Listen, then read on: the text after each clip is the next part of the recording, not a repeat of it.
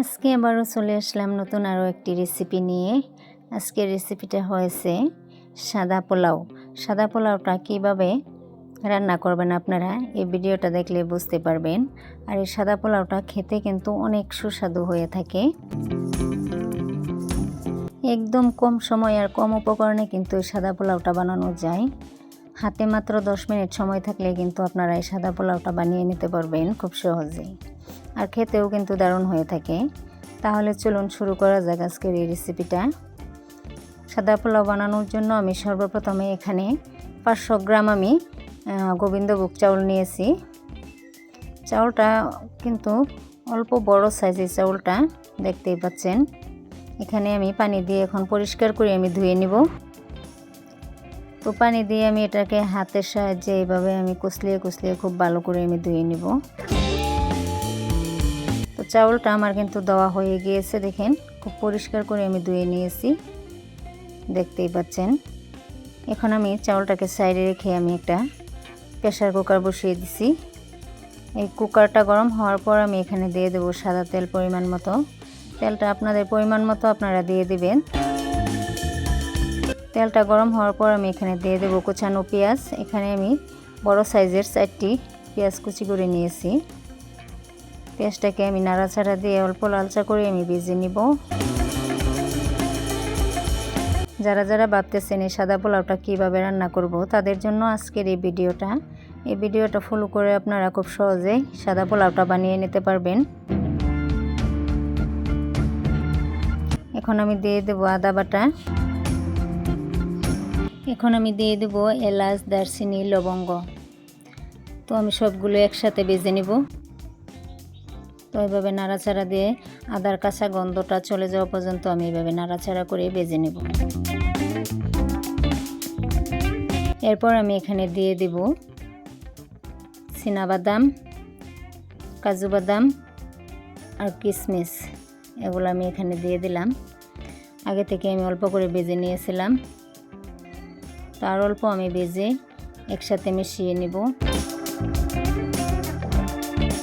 এরপর আমি দিয়ে দেব আগে থেকে ভিজিয়ে রাখা গোবিন্দভোগ চাউলটা দেখেন সুন্দর ঝুরঝুরে হয়েছে।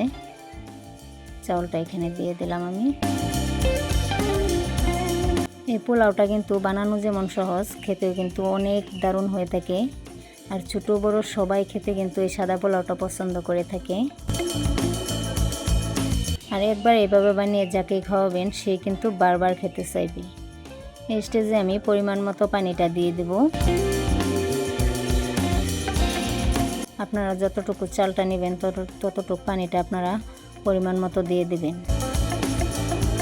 দেওয়ার পর আমি খুব ভালো করে নাড়াচাড়া দিয়ে একসাথে মিশিয়ে দেব।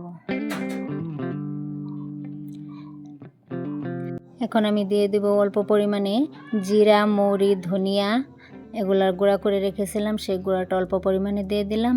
আর পরিমাণ মতো আমি লবণটা দিয়ে দিলাম। আর অল্প করে আমি মিষ্টি আসার জন্য চিনি দিয়ে দিলাম। চিনিটা একদম স্কিপই করতে পারেন আপনারা, চাইলে দিতেও পারেন, নাও দিতে পারেন। তো আবারও একসাথে মিশিয়ে দিলাম। মিশিয়ে দেওয়ার পর আমি কুকারের ঢাকনাটা লাগিয়ে দেব। লাগিয়ে আমি এটাকে 10 মিনিট আমি রান্না করে নেব।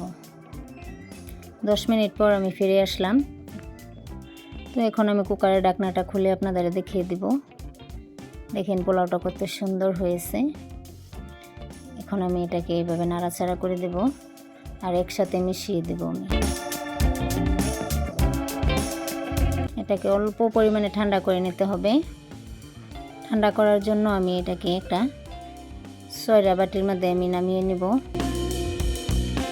তো দেখেন পোলাওটা কত সুন্দর হয়েছে, একদম ঝুরঝুরে হয়েছে পোলাওটা। কিন্তু এই পোলাওটা বানিয়ে আপনারা একবার যাকে খাওয়াবেন সে কিন্তু বারবার খেতে চাইবে আর আপনার প্রশংসা করবে। সাদা পোলাওটা তো আমরা সবসময় বানিয়ে থাকি আর খেয়ে থাকি, কিন্তু এইভাবে একবার বানিয়ে খেয়ে দেখেন, অনেক সুস্বাদু হয়ে থাকে।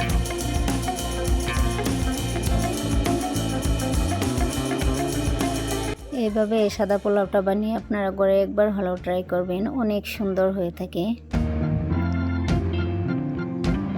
তাহলে আজকের এই সাদা পোলাওয়ের রেসিপিটা কেমন হয়েছে কমেন্ট বক্সে জানিয়ে দেবেন।